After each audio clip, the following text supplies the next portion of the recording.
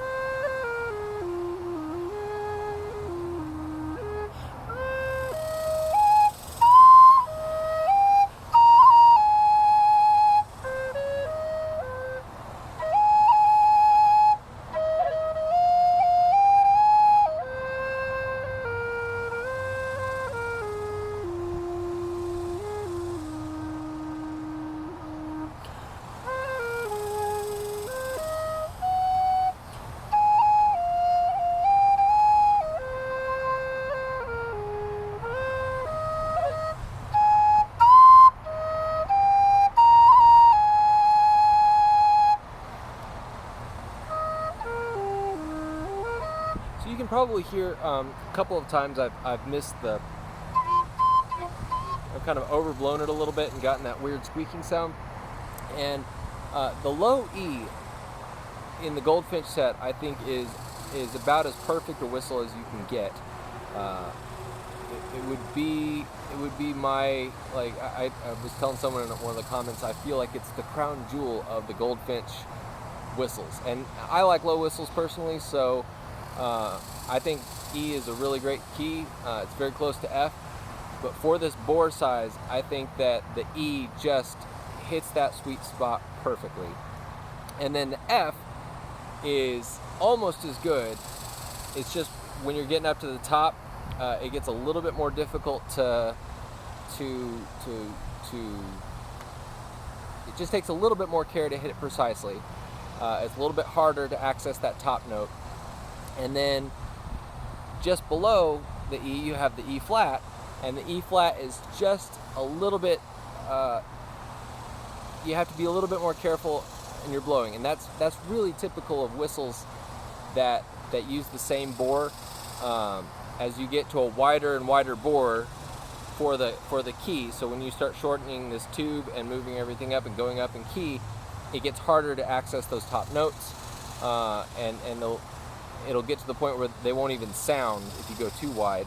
And then as you get lower and lower, going down, the upper octave becomes easier to reach and sweeter, but the lower notes you tend to lose some of the power on the low end, and it tends to jump between octaves very easily. You have to be careful with your tonguing. So that's true for the E flat. It's still a great whistle, a great key. I think all the Goldfinch whistles are excellent, but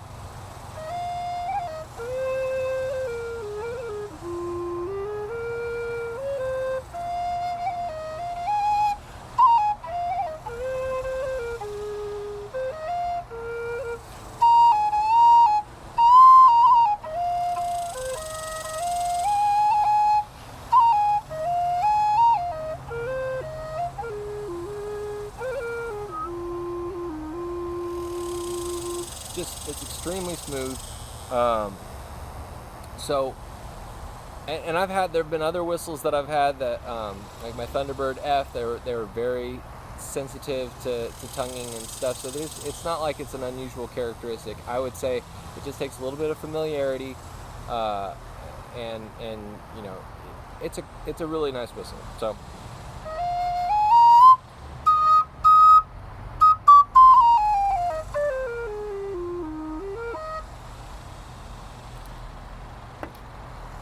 So here's the Reviol.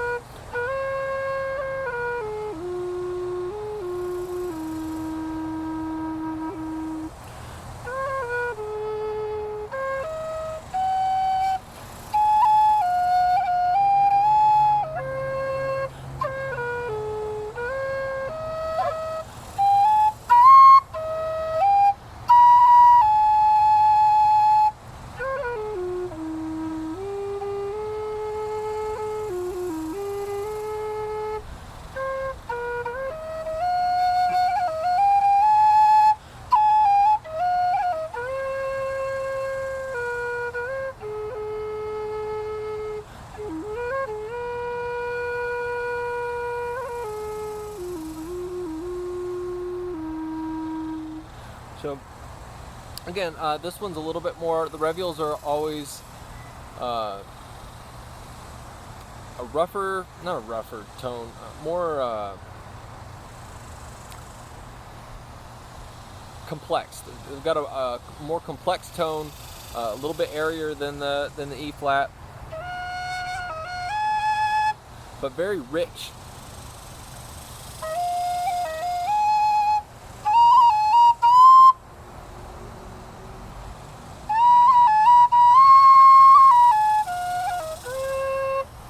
It's a more open tone on the Reviol.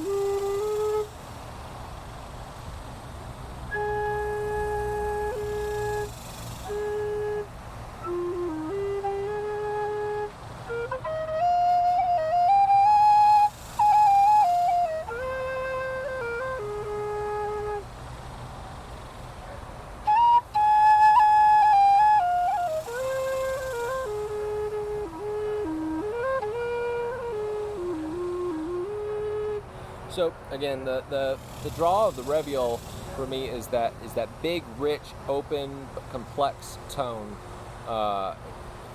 It's a very precise whistle. They're a little bit harder to play than some others, but the other thing is that you can get the bodies for cheap. So like one of these is about equivalent to buying a Goldie whistle, but then you can get a D body with it and get a really nice E flat D, low D set for, I think the bodies were like